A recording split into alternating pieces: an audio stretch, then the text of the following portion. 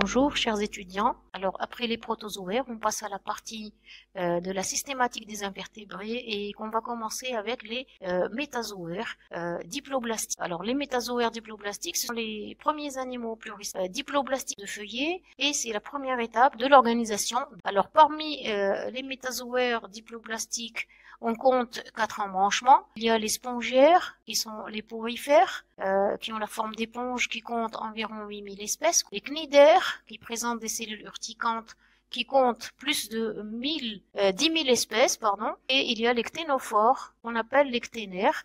Il y a aussi les placozoaires, qui sont un tout petit groupe découvert très récemment et ils ne contiennent qu'une seule espèce appelée Trichoplax. On passe à la deuxième diapo. Alors ce sont des métazoaires. Métazoaires, ça veut dire animaux. Qui est métazoaires sont hétérotrophes, qui comptent parmi le règne animal. Diploïdes, avec il y a la mobilité au moins, il y a présence de collagène dans la matrice, présence de neurones, sauf chez les porifères ou les spongiaires, et aussi présence de spermatozoïdes poussés par les métazoaires diploblastiques. Le premier groupe qu'on va voir, c'est l'embranchement des spongiaires, qu'on appelle aussi les porifères. Les caractères généraux de ces spongiaires, ce sont des organismes aquatiques qui vivent marins, d'affinité animale, sans organes. Il n'y a pas de tissu défini. Ils sont dépourvus de système nerveux organisé, et aussi il n'y a pas de forme propre.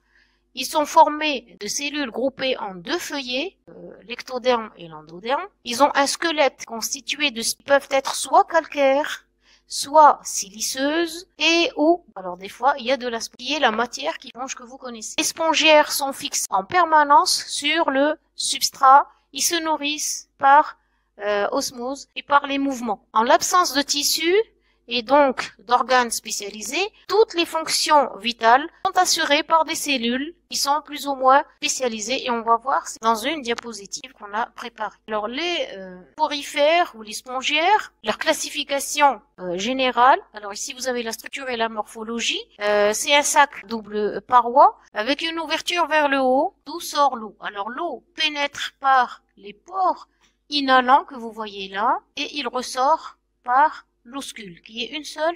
Alors les pores inhalants sont tout autour du corps et en bas l'individu est. Alors il y a des cellules amoeboïdes, il y a des pores inhalants grâce aux porocytes, il y a des choanocytes qui sont des cellules qui tapissent la cavité gastrique des éponges, il y a les spicules qui forment le squelette et bien sûr il y a au milieu il y a ce qu'on appelle spongocèle et c'est l'atrium et c'est l'intérieur, c'est la cavité de l'éponge. Alors les éponges au niveau de la classification, il y a les éponges calcaires, il y a les démosponges et les hexactinélides. Les éponges calcaires présentent un squelette à base de calcaire en carbonate de chaux et le type d'organisation le plus simple c'est le type. Il y a les démosponges qui ont des spicules qui sont soit siliceux ou remplacés par de la spongine et il y a les hexactinélides qui ont un plan d'organisation complexe qui ont des spicules avec 6 rayons et qui sont alors les porifères, voilà leur forme générale. Le stade larvaire est mobile, mais le stade adulte est fixe. Alors ce sont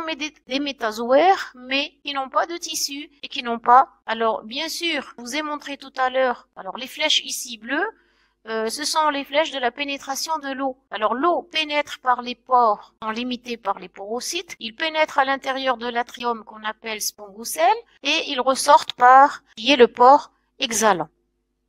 Alors si on prend le détail de choanocytes, alors vous devez savoir que les spongiaires sont caractérisés par des cellules à collerette spéciales qui tapissent la cavité gastrique, qu'on appelle les choanocytes. Alors le détail des choanocytes, c'est ce que vous voyez ici. Ils ont une collerette, un flagelle, et ils se nourrissent. Alors on passe aux cellules des spongiaires. Les principaux types de cellules, il y a les choanocytes, qui assurent notamment le mouvement de l'eau dans le corps de l'éponge, mais qui jouent également un rôle lors de la... Alors il y a des cellules spéciales pour la nutrition qu'on appelle les amoebocytes. Ce sont des cellules mobiles qui assurent notamment le transfert d'éléments. Chléroblastes sécrètent le squelette interne des spongiaires, soit spicules, calcaire ou il y a les pinacocytes, protègent l'éponge du monde extant les cellules.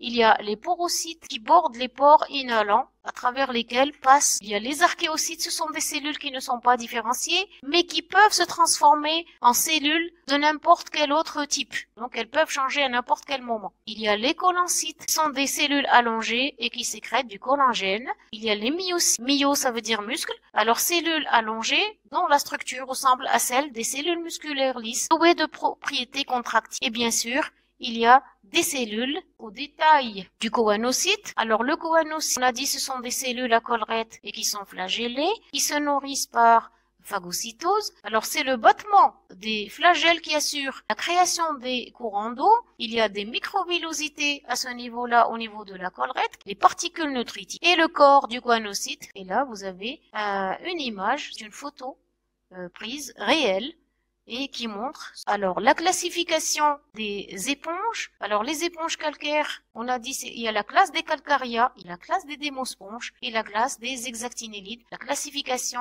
sur la nature des éponges calcaires présentent un squelette composé de spicules calcaires ou d'une structure calcaire continue. Alors il y a trois types d'éponges. Il y a les ascons, c'est la forme simple. Il y a la forme sicon qui est plus ou moins compliquée et la forme lecon qui est encore plus complexe. Ils sont représentés. Alors les spicules sont de taille homogène, contrairement à celles des deux autres classes, sont les démosponges et les hexactinélides. Alors les éponges calcaires se fixent pas, qui est dur, contrairement aux éponges hexactinélides qui peuvent simplement se cramponner par leur base. La deuxième classe qui est celle des démosponges, les représentants de cette classe présentent une structure et que la forme sicon qu'on va voir dans une diapositive. Les spicules sont siliceuses et sont différenciées en mégasclères qui sont de grandes et en microsclères qui sont de petites. Alors les spicules existent de différentes formes et présentent entre une et 3 pointes. Donc soit monactine ou tétractine. La dernière classe qui est la classe des éponges sont les hexactinélides. Hexa, ça veut dire 6 fois 6, multiple de 6. Les éponges de verre, on les appelle aussi des éponges de verre. Ils sont des espèces qui vivent au-delà du plateau continental, à environ 200 mètres. Les spicules se subdivisent également ici en mégasclères et en microsclères et elles sont composées de 6. C'est pour ça qu'on les appelle hexactinélides. La diapo suivante, il y a toujours, on va pas faire attention à la classification parce qu'on est intéressé par les différents types de cellules qu'on a cités tout à l'heure. Alors voici la circulation de l'eau. L'eau pénètre par le pore inhalant. Voilà la direction du courant d'eau et va ressortir par l'oscule par en haut. Alors ici, on a parlé tout à l'heure de pinacocyte qui est orange. C'est la partie qui est orange et qui protège l'éponge. Et c'est ce qu'on appelle l'ectoderme. Maintenant, il y a l'endoderme qui est tapissé par les choanocytes. En jaune, les choanocytes, ce sont des cellules à collerette qui vont servir à la nourriture et à la reproduction. Entre les deux, la partie qui est bleu ciel, c'est ce qu'on appelle la mésoglée. C'est une substance amorphe et qui contient, c'est là où baignent plusieurs types de cellules. Alors là, vous avez les cellules qui peuvent être soit calcaires, soit selon la nature de l'éponge. On a les amybocytes qui vont servir à la nourriture et on a les ovocytes qui sont des cellules spéciales pour la reproduction. Et là, bien sûr, avec les scléroblastes qui sont responsables de la nature. Alors voici ici, les démosponges possèdent des spicules siliceux ou avec des fibres de spongine. Et l'éponge de toilette fait partie des démosponges. Il y a les hexactinélides qui possèdent des pointes, et on a dit qui sont des éponges à spicules siliceux, avec 6 pointes, et les éponges calcaires de nature. La diapo suivante, c'est pour vous montrer les structures. Alors vous avez d'un côté les spicules qui sont soit calcaires ou bien, alors la composition organique des spicules, il y a beaucoup de collagène. Ça c'est la base de la classification. Ici on a 3 exemples, on a les différentes classes, on a les éponges calcaires avec le genre Sicon, Grantia, on a les démosponges avec le genre Spongilla, Fluviatilis, et Euplectella qui est un hexactinélide. Alors les différentes formes de spongiaires, alors on a d'abord le type le plus simple parce que la cavité gastrique est très simple, la cavité gastrique c'est rouge. Alors la partie 1, l'atrium, ou spongocèle, c'est la cavité gastrique. Le numéro 2, et ce que vous avez là en numéro 5, sont les pores inhalants. Alors, retenez que l'eau rentre par le pore inhalant. Alors, la forme sicon, remarquez que la forme sicon, on a la cavité gastrique qui est digitée, qui présente des corbeilles vibratives, perforation à l'intérieur.